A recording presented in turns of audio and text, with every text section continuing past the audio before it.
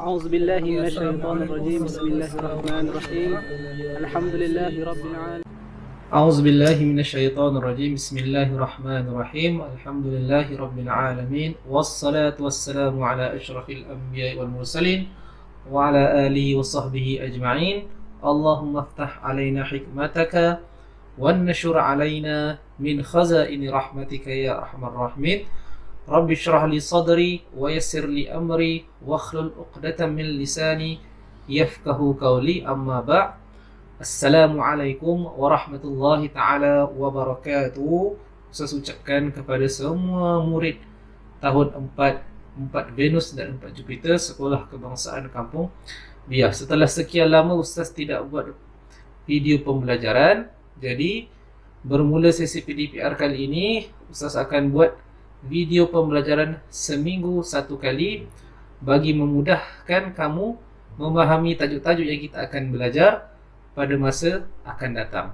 Baiklah, untuk pengetahuan kamu semua, setiap minggu Ustaz akan sediakan modul PDPR untuk kamu. Jadi kepada murid-murid yang belum mengambil modul PDPR, kamu boleh ambil modul PDPR di sekolah. Ustaz dah sediakan. Okey, untuk modul minggu ini Ustaz dah letak di sana. Jadi minta kepada semua murid untuk mengambil supaya kamu boleh belajar dan kamu boleh sedia maklum apa yang kita akan belajar pada minggu ini dan minggu yang akan datang. Okey, modul yang minggu ni bermula daripada 14 Jun sehingga 18 Jun. Jadi satu minggu kamu akan dapat satu modul pembelajaran dan kamu kena siapkan dalam tempoh masa satu minggu. Baiklah, bagi tajuk pembelajaran kita pada minggu ini, okay, Ustaz akan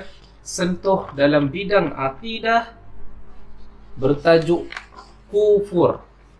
Okay, siapa yang dah ada modul boleh semak dekat dalam kamu punya modul. Ustaz sedia maklum tak semua lagi yang ada buku teks. Okay, jadi sebab tu dalam modul ini Ustaz dah siap sediakan nota untuk kamu baca dan kamu boleh rujuk untuk menjawab lembaran-lembaran kerja yang ada dalam modul PDPR ini. Okey, pengertian kufur. Okey, apakah itu pengertian kufur? Sebelum Ustaz terangkan pengertian kufur, okey, dialog dekat dalam buku teks dia kata anak murid ni bertanya, "Ustaz, apakah yang dimaksudkan dengan mati melainkan dalam Islam?" Anak murid dia bertanya kepada Ustaz. Ustaz dia pun menjawab, maksudnya ialah mati dalam keadaan beragama Islam dan tidak kufur. Dekat sini baru timbul persoalan kenapa tidak kufur. Anak murid dia bertanya, "Ustaz, apakah erti kufur?" Di sinilah baru ada pengertian kufur. Kufur bermaksud tidak percaya atau tidak beriman kepada Allah Subhanahu wa taala dan Nabi Muhammad sallallahu alaihi wasallam. Maknanya dia tak percaya Allah dan dia tidak percaya Nabi. Itu jelas sekali menunjukkan bahawa dia adalah seorang yang kufur. Bila orang tanya apakah maksud kufur? Kufur bermaksud tidak percaya atau tidak beriman kepada Allah Subhanahu wa taala dan Nabi Muhammad sallallahu alaihi wasallam. Itu pengertian kufur. Okey, seterusnya dia tanya lagi, "Ustaz, apakah hukum kufur?" Anak murid dia bertanya. Okey, hukum kufur adalah sesat. Bukan sesat jalan tak jumpa rumah kawan. Okey, ini sesat dalam Islam. Kalau sesat tak jumpa jalan, kita boleh pakai GPS, boleh pakai Waze, boleh jumpa tempat yang kita nak cari. Tapi kalau sesat dalam Islam ni agak payah sedikit. Jadi sebab tu kita kena menjauhkan diri kita daripada kufur. Okay, firman Allah Subhanahu wa taala, okay, bismillahirrahmanirrahim, "Wa may yakfur billahi wa malaikatihi wa kutubihi wa rusulihi wal yawmil akhir faqad dhalla dhalalan ba'ida." Surah An-Nisa ayat 136. Maksudnya, sesiapa kufur kepada Allah, para malaikat, para rasul dan hari akhirat, maka sesungguhnya dia sudah jauh tersesat. Sila faham betul-betul konsep sesat ini. Sesat dalam Islam maknanya dia dah terpinggir jauh daripada agama Islam. Okey. Jadi kita beralih kepada jenis-jenis kufur. Okey, dalam kamu punya modul semua ada sudah, tinggal kamu nak tengok, lepas tu baca dan tengok video ini supaya kamu lebih faham. Okey, bahagian kufur terbahagi kepada dua. Okey, yang pertama kufur i'tiqad, yang kedua kufur amalan. Ini kufur i'tiqad. Okey, yang ini kufur amalan. Okey, Ustaz akan terangkan satu persatu apa itu kufur i'tiqad dan apa itu kufur amalan. Okey, kufur i'tiqad. Kufur i'tiqad bermaksud menolak dan menafikan ajaran Islam yang dibawa oleh Nabi Muhammad sallallahu alaihi wasallam. Contohnya tidak mempercayai kenabian Nabi Muhammad. Dia tak percaya adanya Nabi Muhammad sallallahu alaihi wasallam. Memang Nabi Muhammad tu kita tak nampak. Memang Nabi Muhammad tu kita tidak kenal. Kita tidak pernah jumpa sekalipun Nabi Muhammad sallallahu alaihi wasallam. Hanya sahabat-sahabat, okey, pada zaman Rasulullah, mereka sahaja yang sangat bertuah, mereka sahaja yang dapat berjumpa dan bertemu dengan Nabi Muhammad. Jadi kita ni umat Islam zaman sekarang ini memang kita tak pernah jumpa Nabi Muhammad, tapi kita kena yakin dan kita kena tahu bahawa ajaran Islam yang Nabi Muhammad bawa ini ialah ajaran Islam yang betul. Tapi kalau dia menafikan ataupun dia menolak ajaran Islam yang dibawa oleh Nabi Muhammad, di situ dia sudah menjadi kufur i'tiqad. Maksudnya dalam diri dia, dalam hati dia, dia dah tolak sedia sudah ajaran Islam yang dibawa oleh Nabi Muhammad. Okey, itu yang pertama, kufur i'tiqad. Okey. Seterusnya, yang kedua kufur amalan. Kufur amalan ini yakni menggunakan nikmat kurniaan Allah Subhanahu wa taala dengan cara yang salah dan berdosa. Apa contoh dia? Contohnya menggunakan duit poket untuk berjudi. Ini salah satu contoh. Banyak lagi contoh-contoh lah lain. Maknanya duit ni siapa yang bagi? Memang kalau kita kerja, duit kita punya bos yang bagi gaji dekat kita, betul? Okey. Tapi kita kena sedia maklum bahawa konteks gaji itu ataupun duit itu adalah rezeki daripada Allah Subhanahu wa taala. Okey, apa tujuan Allah bagi kita rezeki? Apa tujuan Allah bagi kita gaji? Tujuannya untuk kita beribadah kepada Allah Subhanahu wa taala. Tapi engkau dapat gaji, engkau pergi beli nombor ekor. Kau pergi tikam lagi nombor ekor di pekan. Kalau kena tak apa, kaya. Kalau tak kena membazir. Jadi dekat situ sudah kufur daripada segi amalan. Banyak lagi contoh-contoh amalan yang membawa kepada kekufuran. Berjudi itu salah satu. Okey. Itu dua, iaitu kufur i'tiqad dan kufur amalan. Jadi bila orang tanya kufur terbahagi kepada berapa? Kufur terbahagi kepada dua, iaitu kufur i'tiqad dan kufur amalan. Okey, penerangan ada dalam buku teks, ada dekat dalam nota PDPR. Okey, seterusnya kita beralih kepada faktor yang mendorong kepada kekufuran. Apa yang menyebabkan seseorang itu pergi ke arah kekufuran? Okey, yang pertama, mungkin kawan kita ni dia tidak mendapat didikan agama yang sempurna. Ini kita bersyukurlah. Siapa-siapa yang pergi sekolah, dapat berjumpa ustazah, dapat berjumpa ustaz, belajar pendidikan Islam. Jadi itu adalah rezeki kamu. Itu adalah suatu nikmat yang diberikan kepada kamu untuk mendapat didikan agama yang sempurna. Jadi kamu kena bersyukur. Tapi tak semestinya bila kita dapat didikan agama, kita tidak, orang kata apa, kita tidak pergi ke arah kekufuran. Sebab benda tu adalah pilihan daripada diri sendiri. Allah dah berikan kamu nikmat, dah berikan kamu rezeki.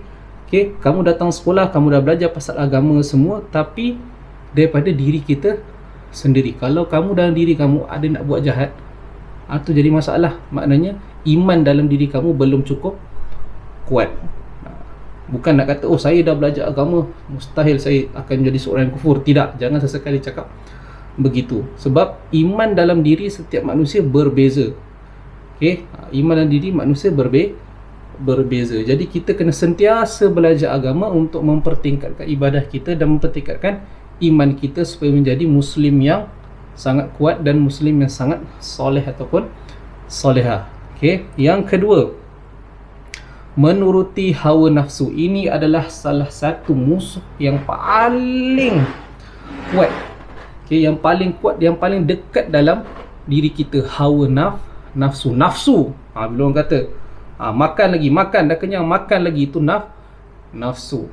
Itu jadi masalah. Bila nafsu dah menguasai diri, kita akan jadi lupa diri. Terlampau menuruti hawa nafsu. Ini semua ada dalam diri manusia. Bukan nak kata orang yang belajar agama saja, orang tak belajar agama ke, orang yang belajar agama semua ada nafsu. Ustaz pun ada nafsu, ustazah pun ada nafsu, lain-lain pun, kawan-kawan kita pun semua ada nafsu. Cuma daripada diri kita sendiri yang nak mengawal kita punya hawa nafsu. Yang ketiga, lemah pegangan agama dalam kehidupan. Bila dia lemah agama dalam kehidupan ni, jadi satu masalah. Sekejap dia kata, aku ni yakin bahawa Allah ni ada, aku yakin bahawa Nabi Muhammad ni pesuruh Allah, mula-mula. Lepas tu bila terdengar lagi, sebab sekarang ni macam-macam media ada. Apatah lagi kita ada internet, kita ada telefon, kita ada Facebook, macam-macam lagi media sosial. Terbaca dekat dalam media sosial, baca, mula rasa goyah. Itu jadi permasalahan. Baca tanpa ada bertanya kepada orang yang lebih tahu. Baca terus percaya, pegangan agama yang dah belajar sebelum ni terus goyah, jadi permasalahan. Itu yang berlaku kepada diri kita sekarang. Bukan nak kata kita tak boleh langsung percaya dekat media sosial, boleh.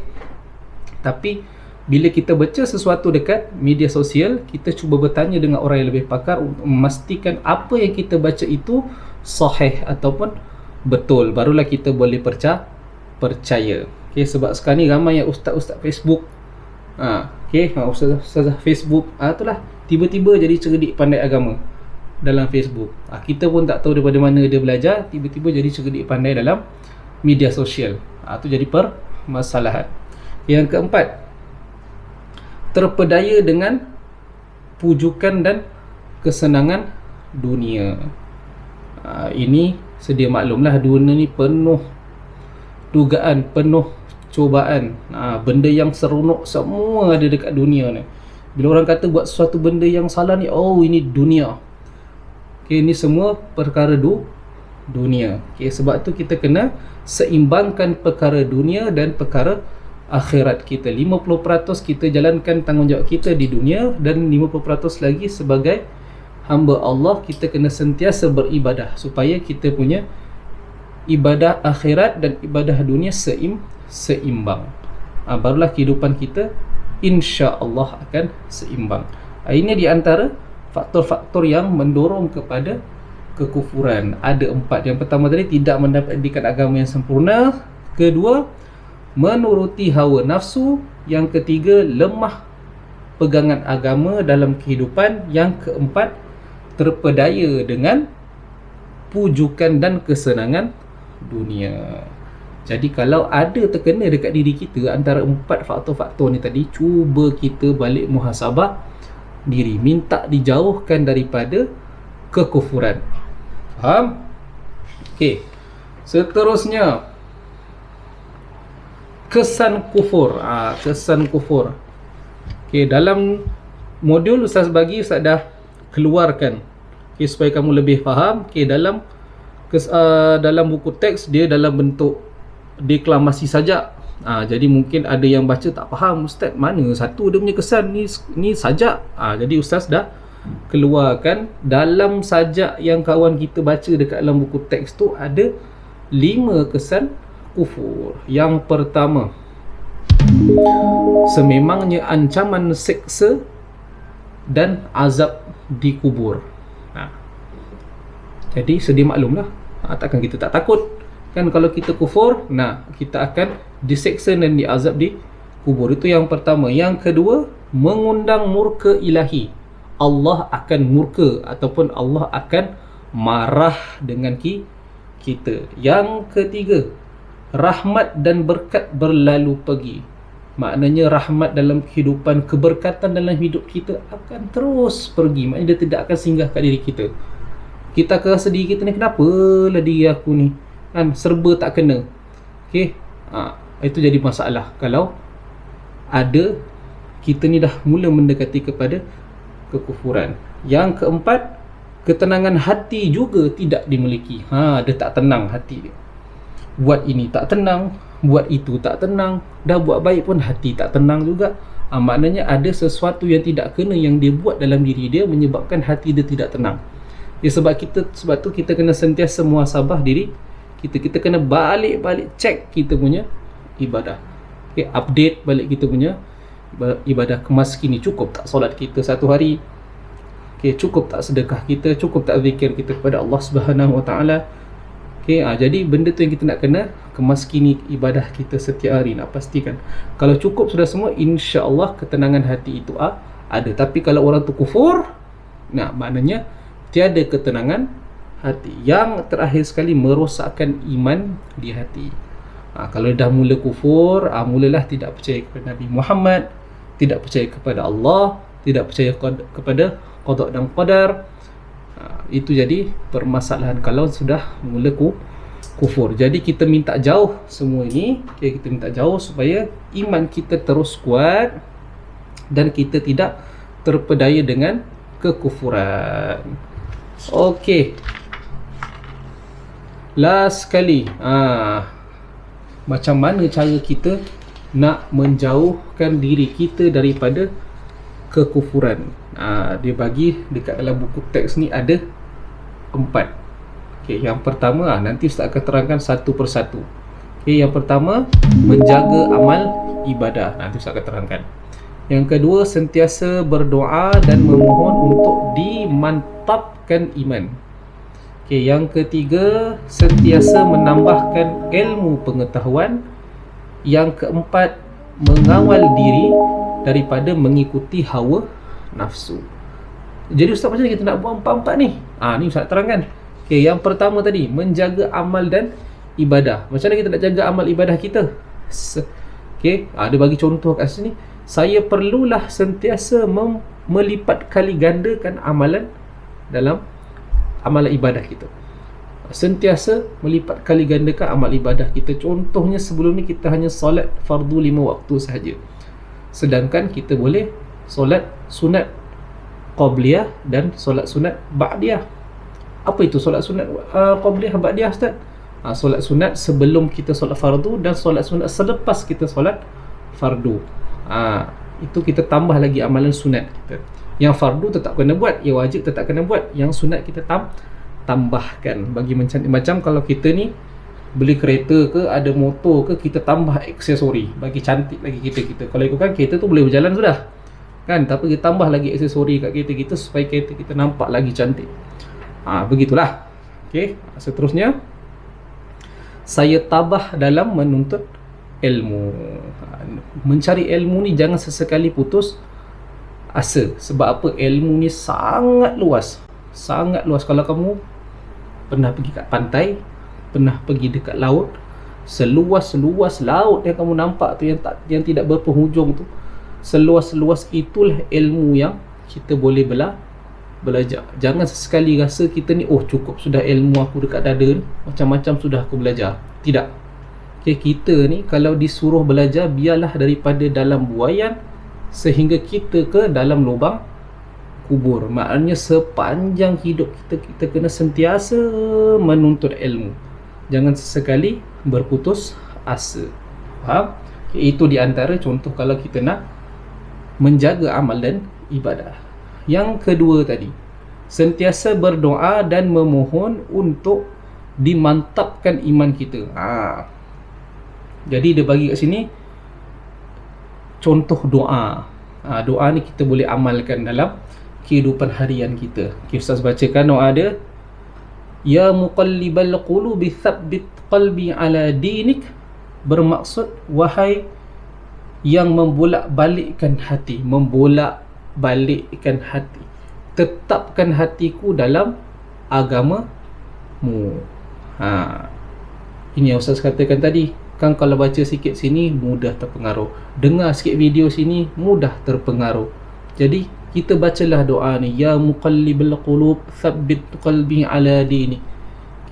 Wahai yang membolak-balikkan hati, tetapkan hati dalam agamamu. Maknanya tetapkan hati kita dalam agama Islam. Mungkin doa ni kita boleh amalkan seharian, supaya hati kita ini tetap teguh dengan agama Islam. Itu caranya. Sebab tu dia kata kita kena sentiasa berdoa. Yang ketiga, sentiasa menambahkan ilmu pengetahuan. Contohnya apa yang kamu boleh buat kalau nak tambahkan ilmu? Saya sentiasa menghadiri majlis ilmu. Ini salah satu benda yang sangat bagus.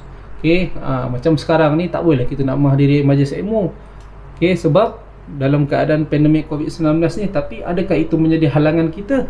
Sebab tak semestinya kalau kita nak menghadiri majlis ilmu mesti nak kena pergi masjid, kena pergi surau. Tak semestinya. Sekarang ni macam-macam ada platform yang kita nak belajar boleh buka Facebook, boleh buka YouTube, boleh buka WhatsApp, Telegram, macam-macam dalam tu ada orang yang kongsikan link video pembelajaran, ada orang yang kongsikan link ustaz-ustaz mengajar. Tinggal kamu klik, lepas tu kamu dengar.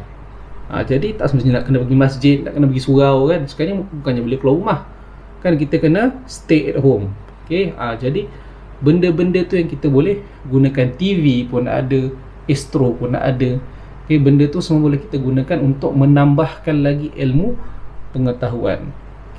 Yang kedua, saya hendaklah selalu mendampingi guru. Maksudnya selalu mendampingi guru ni, kalau kita belajar sesuatu ilmu yang baru, jangan kita terlampau belajar hanya ikut buku sahaja.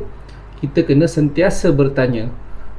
Contoh kalau kamu dapat satu buku, jumpa satu buku, kamu pun baca.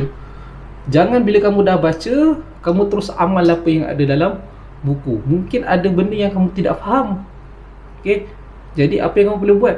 Cuba tanya orang yang lebih tahu. Telefon, ustaz ni, ustaz buku ni begini, betul ke ni ustaz? Boleh ke saya buat begini? Cuba bertanya. Itu kalau buku agama lah. Kalau kamu jumpa buku pasal komputer, baca tak faham, tanya kawan kita mana satu yang lebih pandai berkenaan pasal komputer, supaya dia pun boleh tunjuk ajar dekat kita. Nampak? Janganlah kamu terus buat. Nanti kan kalau buat rosak hal lagi. Apa salahnya sebelum kita buat sesuatu dah baca, oh begini rupanya, cuba tanya dengan kawan, boleh ke kalau aku buat begini? Oh boleh, baguslah begitu. Kau bolehlah buat begitu. Jadi maknanya dapat sudah satu ilmu, kita tinggal nak praktikkan. Bukan terus kita terus praktikkan. Nanti kalau salah, kalau apa-apa yang berlaku jadi masalah. Yang keempat, mengawal diri daripada mengikuti hawa nafsu. Jangan diikut si hawa dengan si nafsu ni, menjadi masalah. Masalah. Jadi macam cara kita tak nak ikut dua orang ni? Pertama, saya perlu sentiasa bermuhasabah diri. Maksudnya sentiasa kita bila malam sebelum tidur, muhasabah diri kita, tengok apa yang aku buat ini hari, banyak ke ibadah yang aku buat dalam satu hari ni. Muhasabah diri sebelum tidur. Sebelum tidur maafkan dulu semua orang. Ada yang buat salah dengan kita pun kita maafkan sebelum kita tidur. Sebab apa kita kena muhasabah? Sebab kita akan cuba perbaiki diri kita supaya esok hari kita akan jadi lebih baik. Itu tujuan kita bermuhasabah. Yang kedua, saya hendaklah bersikap sederhana dan bersyukur. Tidaklah terlalu, orang kata apa, menunjuk-nunjuk. Bersederhana dengan apa yang ada. Jangan membazir dalam kehidupan dan sentiasa bersyukur. Dapat sedikit pun bersyukur, dapat banyak pun lagi kita bersyukur. Sentiasa kena sebut Alhamdulillah. Itu di antara 4 perkara yang boleh kita lakukan atau 4 tindakan yang boleh kita lakukan untuk menjauhi daripada kufur. Okey, kita minta sangat kita ni dijauhkan daripada kufur. Okey, selesai sudah.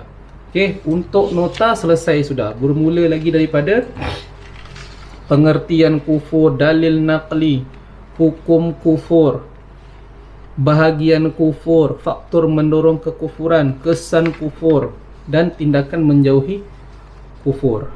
Okey, jadi boleh baca balik nota-nota yang telah Ustaz buat dalam modul kamu. Kita beralih kepada lembaran kerja. Ini selalu menjadi permasalahan ni.